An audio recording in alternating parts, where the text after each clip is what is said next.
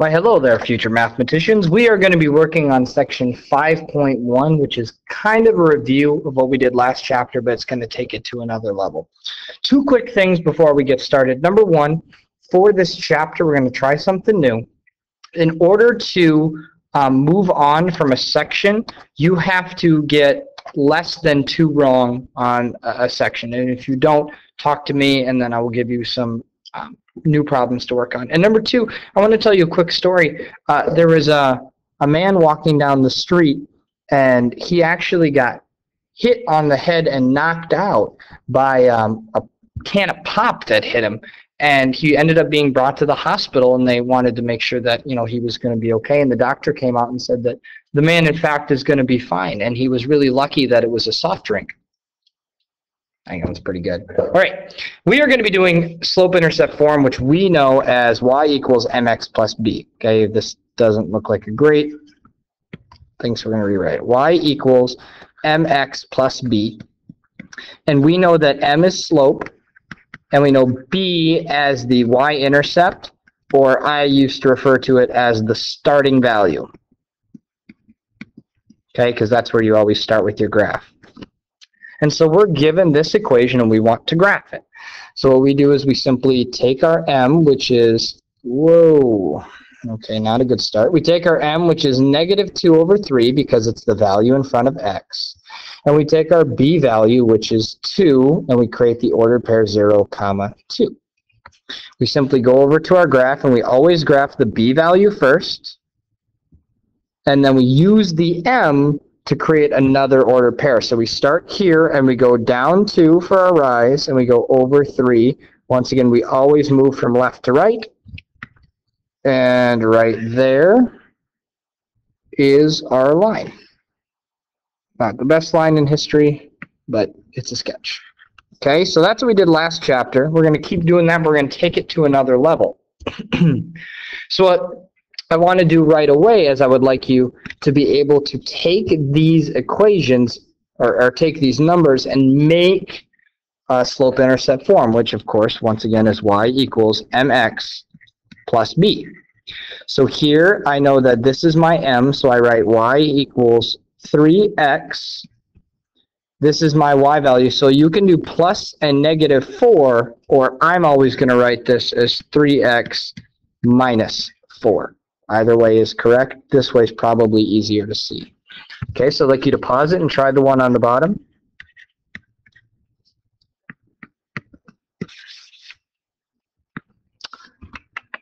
So I ended up getting 2/3 x minus 5. Alrighty? Now, in order to graph y equals mx plus b, we need two things. We need the m value, and we need the b value. Okay, so I'm going to look at these two ordered pairs, and I ask myself, are either one of these an m value or a b value, or can they help us get them? Well, we know that we can get slope rather easily by simply subtracting one value from the other. So here I'm going to do 5 minus 3. Here, minus that. And then I'm going to go 0 minus a -2, or 5 minus 3 over 0 plus 2. Either way is fine. So I end up getting 2/2, or a slope of 1. So my m equals 1. And now I look at these other pairs and I ask myself, do I have the b value? And in fact, I do, because we know that the b value always has to have a 0 in the beginning. Therefore, our b value has to be 5. And now that we have this, we can make our equation, which is 1x plus 5, and now we can graph. We start out at the 5 up here, and then we need to go up 1 over 1, up 1 over 1, and end out right there. And there's my line, nice and easy. All right, show you one more, and then I'll let you try yours on your own. First thing we need to do is find that m value. So I'm going to do, I'll do this one minus this one this time. So I'll go 5 minus 0. And then I'll go 0 minus 2. Oops, minus 2. And I'll get 5 over -2. And once again, we know that that negative can go anywhere. oops, the negative can go anywhere. It can be negative 5 over 2. It can be negative 5 over 2. Or it can be 5 over negative 2. Those all mean the same thing. I'm going to pick this one. So my m is negative 5 over 2. I identify my b value, which is right here, because that's a 0, so that's got to be my b value. So stop it, computer. My b value is 5. And now to make this into an equation, I simply go y equals negative 5 over 2 x plus 5, and I graph. So I go 1, 2, 3, 4, 5. I go right here. And then I go my m, I go negative 1, negative 2, negative 3, negative 4, negative 5 to here. And then I go over 2. Once again, we always go left to right, and we always start from our b value. And now I simply graph the line. And there we go. Easy as cake. I'd like you to try this one on your own, see how it goes. I know you're asking yourselves, why do we only get to do one of these? They're so fun. You know, you guys obviously just want to do tens, and I will let you. I will give you an assignment with tons of these. Okay? For this one, my m, I'll go bottom minus top just to do something different. Negative 1 minus 4, and the bottom I'll go 0 minus 4, which gives me negative 5 over negative 4. I have to simplify that into positive 5 over positive 4. So that's my m. And my b is going to be negative 1. So my equation is y equals 5/4 x minus 1. And I graph 1, 2, 3, 4, 5. 1, 2, 3, 4.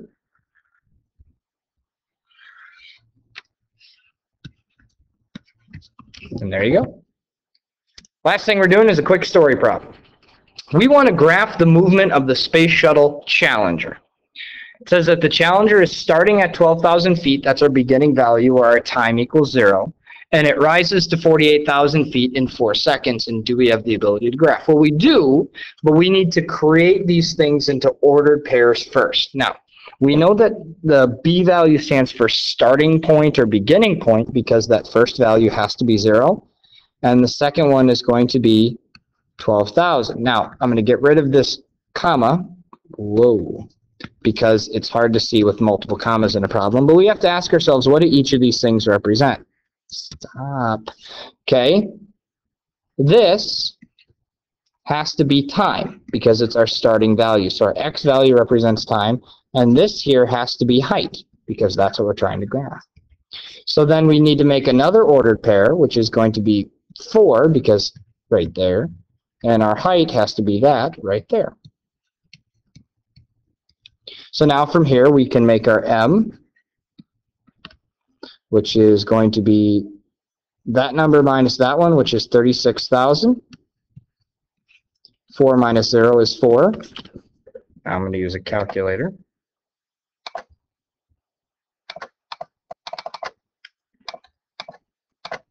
And what we just figured out here is a very important piece of information called rate. Okay, that means that this travels, the m is 4,000, okay, but it's 4,000 feet per second, meaning it rises 4,000 feet per individual second. That doesn't seem right. Let me pause it real quick. Let me fix my mistake.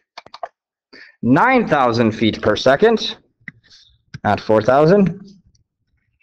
And that makes more sense because I was just looking at getting from that point to that one. So our b value has to be 12,000. So our equation is going to be 9,000 x plus 12,000. And in order to graph it, we are just going to do height over here and time down here. So this will be 1, 2, 3, and so on. We got to go from a value that makes sense here. So I'm going to do... We got 10, so I'll just do 6,000. So 6,000, 12,000, 18,000, and so on and so forth. So then my first point goes here. And then I'm going to go up 9,000, so halfway here, and then over per second. So then go up 9,000 over again, 9,000 over again, and we graph it. Now I'm hoping that at some point you realize that you actually don't need to put these into slope-intercept form to graph them. You're given two ordered pairs at the beginning. You could just simply graph that one and then graph this one here, and then you can connect the points. But I want you to make the equation and get in the habit. All right? There is your assignment. Good luck.